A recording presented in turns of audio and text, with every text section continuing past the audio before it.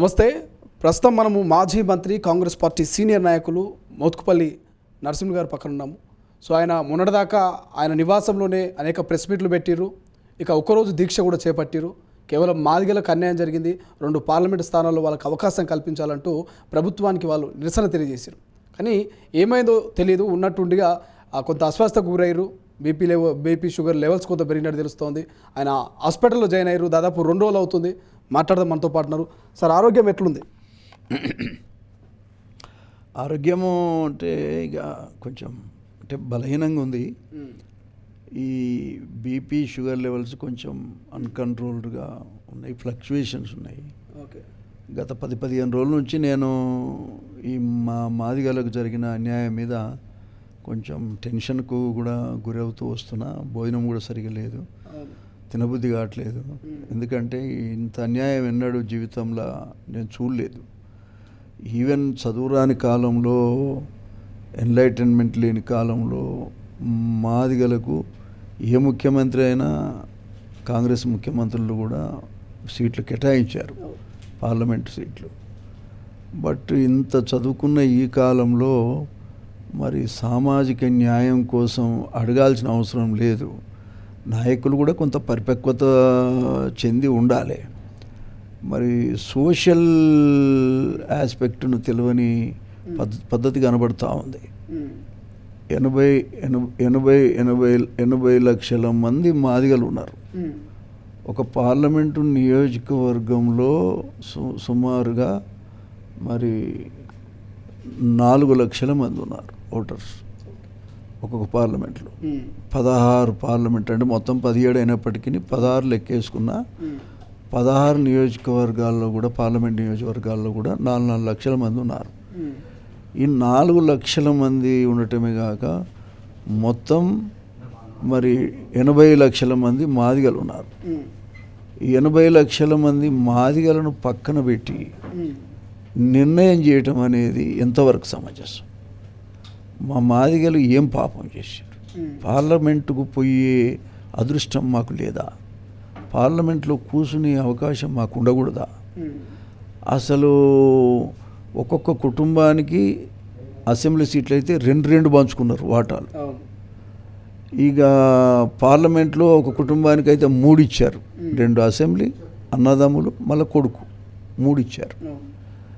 మొత్తం 80 లక్షలకు ఒక్క సీటు ఇవ్వలేరా? ఎంత ఘోరమైనటువంటి దుర్మార్గమైన విషయం ఇది.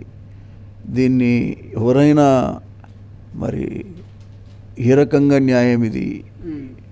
ఎవరైనా ఈ బాధను ఎలా తట్టుకోగలుగుతాం అర్థం చేసుకోవాలి. మా మాదిగోళ్ళ బాధను సమాజం అర్థం చేసుకోవాలని నేను కోరుతున్నా. ఒక సీనియర్ నాయకుడిగా 30 ఏళ్ళు ఎమ్మెల్యేగా పనిచేశాను నేను. 6 సార్లు గెలిచాను నేను. ఎంతోమంది ముఖ్యమంత్రులను కూడా చూశాను నేను. మరి రేవంత్ రెడ్డి గారు ఇంకా కొంచెం మెచ్యూర్డ్గా పనిచేస్తారనే నమ్మకం నాకుంది. నేను ఓపెన్గా వాలంటీర్గా నాకు ఎమ్మెల్యే టికెట్ ఇవ్వకపోయినా నేను వాలంటీర్గా కాంగ్రెస్ పార్టీకి, సోనియా గాంధీ గారు తెలంగాణ ఇచ్చారు. ఇచ్చిన తెలంగాణలో ఆమెకు రాజకీయంగా నష్టం జరిగింది. ఈసారి ఆమె రాహుల్ గాంధీ గారికి కృతజ్ఞతగా కూడా పనిచేయాల్సిన అవసరం ఉంది. రెండోది ఏంటంటే, రేవంత్ రెడ్డి గారు మేమంతా కలిసి పనిచేసాం. ఆయన ముఖ్యమంత్రి కావాలని నేను అందరికంటే మొట్టమొదట మా తమ్ముడు ముఖ్యమంత్రి అవుతాడని మరి ఎంతో గర్వంగా చెప్పిన. సక్సెస్ అయింది, దేవుని దయ వల్ల ఆయన గెలిచాడు. కానీ ఆయన ఇంత అనాలోచితంగా నిర్ణయాలు చేయటం అనేది నాకు చాలా బాధగా ఉంది. రెండోది ఏంటంటే, ఆయనకు వచ్చేది ఏముంది ఇందులో? ఎందుకు ఆయనను ఒక కులాన్ని పట్టుకొని వేలాడుతున్నాడు? ఒక్క తన సామాజికం రెడ్డి కులానికి సంబంధించినటువంటి కులాన్ని పట్టుకొని ఆయన వేలాడుతుండు తప్ప, మరి ఇన్ని కులాలలో ఇంతమంది ఓట్లేస్తే నువ్వు ముఖ్యమంత్రి ఆడ కూర్చున్నావనే విషయాన్ని ఆయన ఎందుకు మర్చిపోతుండో నాకు అర్థం కాలే. కానీ మోత్కుపల్లి గారు ప్రధానంగా మీ ఇష్యూ పోయిందంటారా ఆయన? ఒక్క నిమిషం సార్. 4 నెలల్లో 4 రకాల ఇష్యూస్ని ఆయన మెడకేసుకుంటున్నాడు. ఇప్పుడు మాదిగలకు సంబంధించి 80 లక్షల మందిని పక్కన పెట్టి రిజర్వేషన్లని లేకుండా చేసి మరి వాళ్ళను అగౌరవపరచడం, మా జాతి మొత్తాన్ని అగౌరవపరచడం, అవమానపరచడం, అసలు వాళ్ళను ఓటర్ లిస్టుకి వెళ్ళి తీసేసినటువంటి పరిస్థితి కనబడుతూ ఉంది. ఇది చాలా దుర్మార్గం. ఇది భరించలేని బాధగా ఉంది నాకైతే. ఒక సీనియర్ నాయకుడిగా 70 సంవత్సరాలు వచ్చినాయి నాకు, నేను 6 సార్లు గెలిచి ఉన్నా. అరే కనీసం మా యొక్క నాయకత్వాలనన్నా కన్సిడరేషన్ తీసుకొని అసలు ఏం చేయాలనో ఆయన సంప్రదించి చేయాల్సినటువంటి అవసరం ఉండే. కానీ ఆయన మరి ఒక్కడే నిర్ణయాలు చేసి నిన్నగాక మొన్న పార్టీకి పనిచేయని వాళ్ళను, ఆయన గెలుపు కోసం పనిచేయని వాళ్ళను కూడా 5 నిమిషాల్లో తీసుకొచ్చి టికెట్లు ఇస్తున్నాడు వాళ్ళు రెడ్డి సామాజిక వర్గానికి. మరి మిగతా సామాజిక వర్గాలంతా ఎటు పోవాలి? అసలు ఇవాళ గౌడాస్ ఉన్నారు, పెద్ద కమ్యూనిటీ, వాళ్ళకి ఎందుకు ఇవ్వకూడదండి ఒక టికెట్? తర్వాత పద్మశాలి ఉన్నారు, పెద్ద కమ్యూనిటీ, వాళ్ళకి ఎందుకు ఇవ్వకూడదండి? అదేవిధంగా గొల్ల కుర్మలు ఉన్నారు, పెద్ద కమ్యూనిటీ, ఒక పార్లమెంట్ సభ్యులుగా వాళ్ళు కాకూడదు ఆ కులాల నుంచి? ఏమండి ఇంతవరకు మీ రెడ్డి సామాజిక వర్గానికే కేటాయించటం, టికెట్లు ఇవ్వటం అంటే అది కూడా వాళ్ళు పార్టీకి పనిచేయని వాళ్ళని తీసుకొచ్చి 5 నిమిషాలలో ఇవ్వటం అంటే మరి ఎంత బాధాకరమో చెప్పు. ఒకటి మా మాదిగ కులం అయితే టోటల్గా ఆయనకు మొన్న ఓట్లు వేసినాం అంటే పార్టీకి, కాంగ్రెస్ పార్టీకి. మరి అటువంటి కమ్యూనిటీని పక్కన పెట్టి మరి ఆయన కోసం పనిచేసినటువంటి చిన్న వర్గాల మొత్తాన్ని కూడా తొక్కేసే ప్రయత్నం చేయటం మరి ఇది చాలా బాధగా ఉంది. ఇప్పటికైనా ముఖ్యమంత్రి గారు మా 80 లక్షల మంది ఓటర్లను దృష్టిలో పెట్టుకొని ఇప్పటికైనా ఆయన పురలాసి ఉంచి 2 సీట్లు మాదిగలకు గతంలో ఎప్పుడైనా ఇచ్చారు. ఇప్పుడు టీఆర్ఎస్ పార్టీ వాళ్ళు ఉన్నారు, వాళ్ళు ఇచ్చారు, వాళ్ళని ఏమనగలుగుతాం? ఇవాళ మీరు ఇవ్వలేదు. మా కులాలను వాళ్ళు ఇంతో అంత గౌరవిస్తున్నట్టు కనబడతా ఉంది. బీజేపీ వాళ్ళు ఉన్నారు, వాళ్ళు ఇచ్చారు, ఈవెన్ 2 సీట్లు ఇచ్చారు, కంటోన్మెంట్ కూడా ఇచ్చారు. ఇవాళ కావాల్సింది ఏంటంటే మాదిగలు అనే వాళ్ళు రాజకీయంగా ముందుకు సాగాలనా వద్దా? మొత్తం తొక్కేస్తారా? అసలు ఆ కులాన్నే నిర్వీర్యం చేసే ప్రయత్నం కనబడుతుంది, పెద్ద కుట్ర కనబడుతుంది. రేపు ఏబిసిడి అవుతుంది. ఏబిసిడి విషయాల్లో పార్లమెంట్లో ఏదైనా బిల్లు వచ్చింది, మాదిగ కులస్తుడు కాకపోతే వేరే ఎవడు మాట్లాడతాడు సార్? మాట్లాడు కదా. ఇప్పుడు మీరు ఇచ్చే ఎస్సీ కులాలు ఎవడైనా వాళ్ళు చాలా తక్కువ జనాభా ఉన్నటువంటి వాళ్ళు, ఒక కులం అయితే అసలు లేనే లేరు, అయినా వాళ్ళకి ఇస్తే రేపు ఎందుకు మాట్లాడతారు మా జాతి గురించి? మా జాతి గురించి రేపు ఏబిసిడి గురించి మాట్లాడాలంటే ఖచ్చితంగా మాదిగ కులస్తుడు ఉండాలి. ఇప్పుడు చాలా ఈ టైంలో తప్పకుండా రేపు వచ్చే పార్లమెంట్లో తప్పకుండా అవుతుందని నమ్మకం మాకుంది, సుప్రీంకోర్టు అందరి సహకారంతో. కాబట్టి ఇప్పటికైనా ముఖ్యమంత్రి గారు, నేను పార్టీలో ఒక సీనియర్ నాయకునిగా నేను వారిని బెగ్ చేస్తున్నా, పార్టీకి నష్టం వస్తుంది. రేపు జరగబోయే పార్లమెంట్ ఎన్నికల్లో మరి పార్టీకి నష్టం వస్తుంది. సరే మీరు ముఖ్యమంత్రి అయినరు, బాగానే ఉంది, మరి రాహుల్ గాంధీ గురించి కూడా ఆలోచించాలి మీరు. రేపు ఓట్లన్నీ పడేటట్టు చూసుకోవాలి కదా మీరు. అది వదిలిపెట్టి ఈ విధంగా జాతులను మొత్తం, కులాలనే మొత్తం పక్కన పెట్టేసి వన్ సైడెడ్గా మీరు ఈ రకంగా ఒక రెడ్లకే ఇస్తే రెడ్లే ఓట్లు వేసిరా? రెండోది ఈ టికెట్ ఇచ్చిన వాళ్ళు అసలే వేయలే నీకు, ఇప్పుడు ఇచ్చిన వాళ్ళు.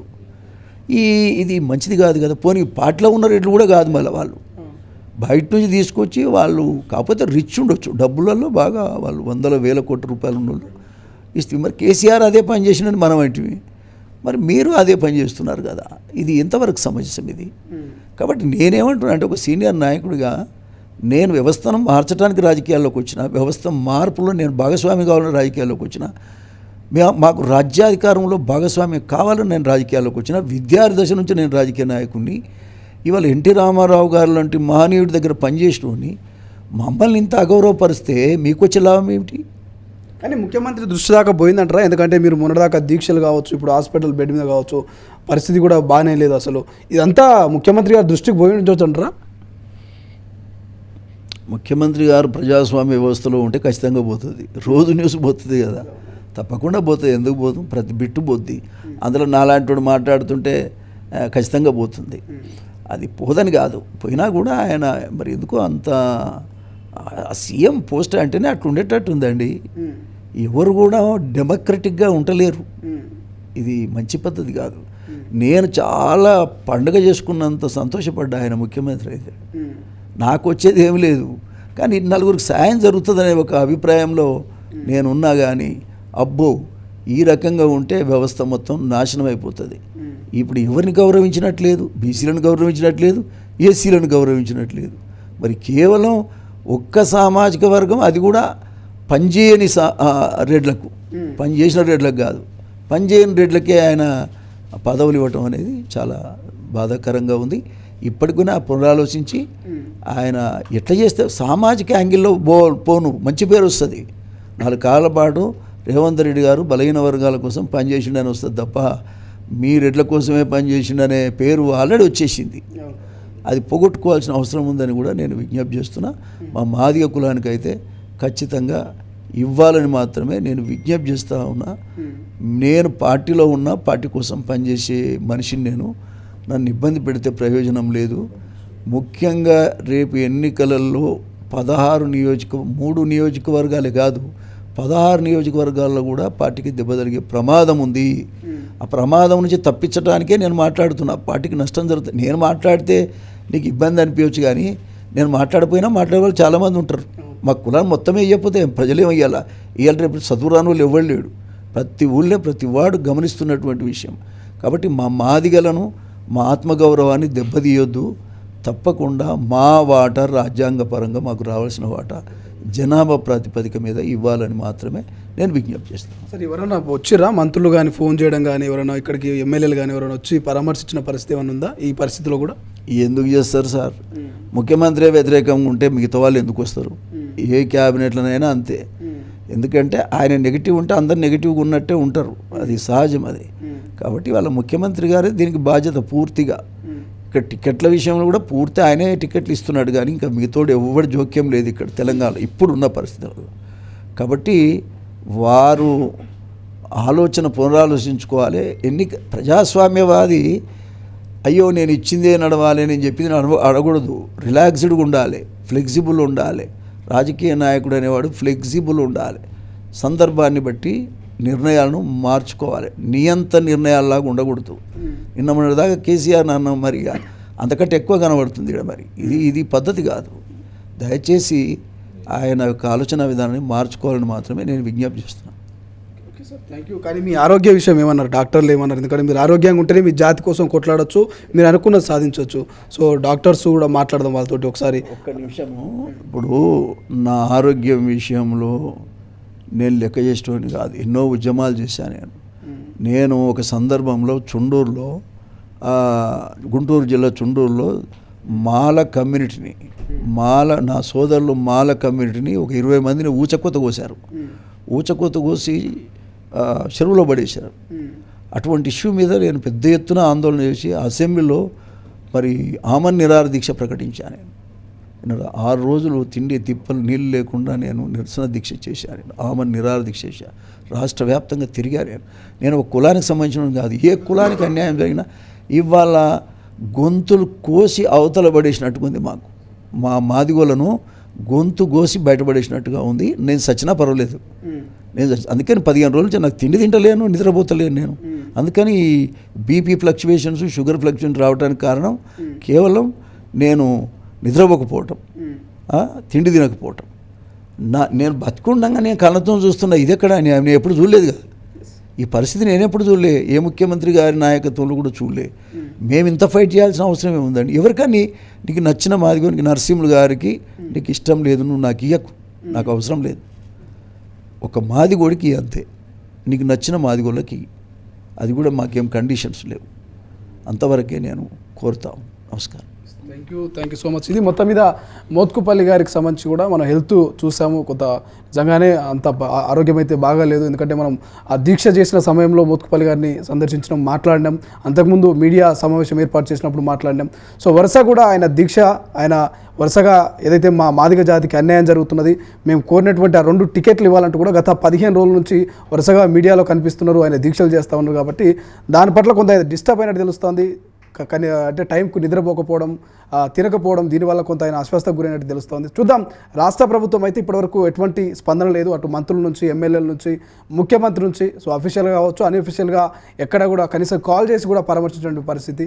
సో ఒకసారి సార్, నమ్మకం అవుతున్నదా ఫైనల్గా మీకు వస్తుంది, కాల్ వస్తుంది, నా యొక్క ఆశకు కొంత చిగురిస్తుందని చెప్పేసి? ఖచ్చితంగా నాకు నమ్మకం ఉంది. నా పార్టీ వాడు, నేను పిలుస్తున్నా. నేను మాకు దగ్గర గమ్మని, మా మాదిగలకు దగ్గర గమ్మని పిలుస్తున్నా. నేను మమ్మల్ని దూరం కొడతాడా, దగ్గరకు తీసుకుంటాడా అనేది తేలాల్సిన అవసరం ఉంది. ముఖ్యంగా మా బట్టి విక్రమార్క కూడా నేను విజ్ఞప్తి చేస్తున్నా. అతను దళితుడు, మాల కమ్యూనిటీ అయితే కావచ్చు, కానీ దళితుడు. ఆయన ముందుకు వచ్చి అరే వీళ్ళకి అన్యాయం జరిగిందని చెప్పాల్సిన బాధ్యత కూడా ఆయన మీద ఉంది. మరి ఆయన కూడా ముందుకు వచ్చి ముఖ్యమంత్రి గారితో మాట్లాడవలసిన అవసరం ఉందనేది నా ఉద్దేశం. బట్టి విక్రమార్క గారు డిప్యూటీ సీఎం పోస్టులో ఉన్నారు, తన కొరకే లేరు కదా, వ్యవస్థ కొరకు ఉండాలి కదా. మరి వ్యవస్థ కొరకు ఉండాలనుకున్నప్పుడు మాదిగ కమ్యూనిటీ ఆ వ్యవస్థలో ఉందా లేదా? మరి ఇది ఈ రకంగా ఒకరికొకరం మనం ఆదుకోకపోతే వ్యవస్థకు నష్టం వస్తుంది, సమాజంలో మంచి పరిణామాలు ఉండవు.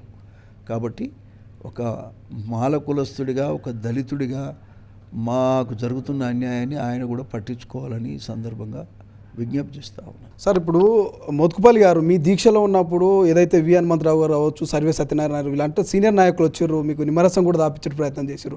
ఏం చెప్పారు? విహెచ్ కూడా మళ్ళీ దీక్షలో కూర్చున్నారు, ఆయన మీద దుష్ప్రచారం నడుస్తున్నారు అంటున్నారు, ఖమ్మం సీట్ కావాలంటున్నారు. ఎందుకు బీసీలకు అదేవిధంగా మాదిగలకు ఎందుకు అన్యాయం చేస్తుంది కాంగ్రెస్ పార్టీ? ముఖ్యమంత్రి గారికి అవగాహన లోపం ఉంది, వ్యవస్థ పట్ల అవగాహన లేదు ఆయనకు. ఉంటే గిట్టెట్టు చేస్తారండి, ఉంటే గింత దిగజారి రాజకీయాలు చేయాల్సినంత అవసరం లేదు. సమస్య ఏంటంటే వి హనుమంతరావు అనేటోడే కాంగ్రెస్ పార్టీ అంటేనే వి హనుమంతరావు. రేవంత్ రెడ్డి లేని కాలంలో కూడా వి హనుమంతరావు ఉన్నాడు, ఎవడు లేని కాలంలో కూడా వి హనుమంతరావు ఉన్నాడు, నేను లేని కాలంలో కూడా ఆయన వి హనుమంతరావు గారు ఉన్నారు. వి హనుమంతరావు గారు అంటేనే కాంగ్రెస్ పార్టీని బతికించటానికి ఆయన ఒక భీష్మాచార్యుడు. ఆ పార్టీలో, కాంగ్రెస్ పార్టీలో ఇందిరాగాంధీ మెచ్చిన మనిషి, మరి ఇందిరాగాంధీ కుటుంబం అంతా మెచ్చిన నాయకుడు ఆయన. 3 సార్లు అనుకుంటాను రాజ్యసభ మెంబర్ ఆయన. అసలు అధికారం రాగానే ఫస్ట్ పదవి ఇవ్వాల్సింది వి హనుమంతరావు గారికి. ఆయన కోరుకున్నది, ఆయన ఖమ్మం కోరుకుంటే ఖమ్మం, ఏది కోరుకుంటే అది ఇవ్వాల్సిన బాధ్యత ఉంది. అర్థమైందా? లేదు ఒక రాజ్యసభ ఆయనకు పలానప్పుడు ఇస్తామని కనీసం ఓపెన్గా చెప్పాల్సినటువంటి అవసరం ఉంది. అటువంటి వ్యక్తిని పట్టుకొని నానా రకాలుగా మానసిక హింసకు గురి చేయటం ఎవడు చేస్తుండో కానీ అది పాపం అండి. ఆయన పాపం. ఎంత మంచోడు ఆయన, ఎంత మంచోడు అని. ఎన్నిసార్లు పాదయాత్రలు చేశాడు కాంగ్రెస్ పార్టీని అధికారంలోకి తేవటానికి, ఎన్నిసార్లు ఎంతమందితోని. పాపం ఆయన వయసు 75 ఉంటుందేమో. మరి అటువంటి పెద్ద ఆయన ఇవాళ పార్టీ కోసం త్యాగం చేసిన వాళ్ళను కూడా గుర్తించటం లేదంటే మరి కాంగ్రెస్ పార్టీలో పెద్ద మనుషులు, ముఖ్యంగా ముఖ్యమంత్రి గారు ఏం ఆలోచిస్తున్నారనేది దీన్ని బట్టి అర్థం చేసుకోవాలి. ఇది చాలా తప్పిది. ఆ పెద్ద మనిషిని మొట్టమొదట గౌరవించాలా, మొదటి బొట్ట ఆయనకు పెట్టాలా, అప్పుడే మనకు శుభం. హనుమంతరావు గారిని మానసికంగా ఇబ్బంది పెట్టడం అయితే మంచిది కాదు. వారిని వెంటనే ముఖ్యమంత్రి గారు వారికి ఖమ్మం పోటీ చేస్తా అంటే ఖమ్మం పోటీ ఇవ్వాలి. ఇంకెక్కడైనా సరే ఆయనకి లేదు, ఆయనకి ఏ పదవి ఇస్తారనేది కూడా చెప్పాల్సినటువంటి అవసరం ఉంది. మొన్న రాజ్యసభ అప్పుడు కూడా ఆయనకి ఇవ్వాల్సిన అవసరం ఉండే, ఉన్నమాట చెప్పాలంటే. సరే, ఆయనకు ఏదో విధంగా గౌరవించాలి. ఆయనను గౌరవించటం అనేది ముఖ్యం. ఆయన కూడా మీ అపాయింట్మెంట్ల కోసం ఎదురు చూసి ఆయన కూడా మీరు అపాయింట్మెంట్ లేకుంటే బాధ ఏందండి ఇది? ఇది కరెక్ట్ కాదు. తప్పకుండా హనుమంతరావు గారు ఒక పెద్ద నాయకుడు, ఆయన బలహీన వర్గాలకు సంబంధించిన వ్యక్తి, గౌరవించాల్సిన అవసరం ఉంది. చూద్దాం ఏం జరగబోతుంది. ఎందుకంటే మాదిగల ఓట్ బ్యాంక్ కూడా చాలా అవసరం పార్లమెంట్ ఎన్నికల్లో. ఇప్పటికే కాంగ్రెస్ 14 సీట్లు అంటున్నది. సో 14 సీట్లు సొంతం చేసుకోవాలంటే మాదిగ జాతికి అన్యాయం చేయకుండా ఆ ఓట్లను కూడా సొంతం చేసుకున్నప్పుడే కాంగ్రెస్ పార్టీకి ఆ 14 సీట్లు అనేది సాధ్యమవుతుంది. సో చూద్దాం. మోత్కుపల్లి మాత్రం నా ప్రాణం పోయినా సరే మా జాతికి అన్యాయం జరగదు అంటున్నారు. మరి ఏం జరుగుతుంది, మరి రాష్ట్ర ప్రభుత్వం ఏం చేయబోతుంది అనేది. కెమెరా పర్సన్ అజయ్తో శ్రీశైలం, తొలి వెలుగు, హైదరాబాద్.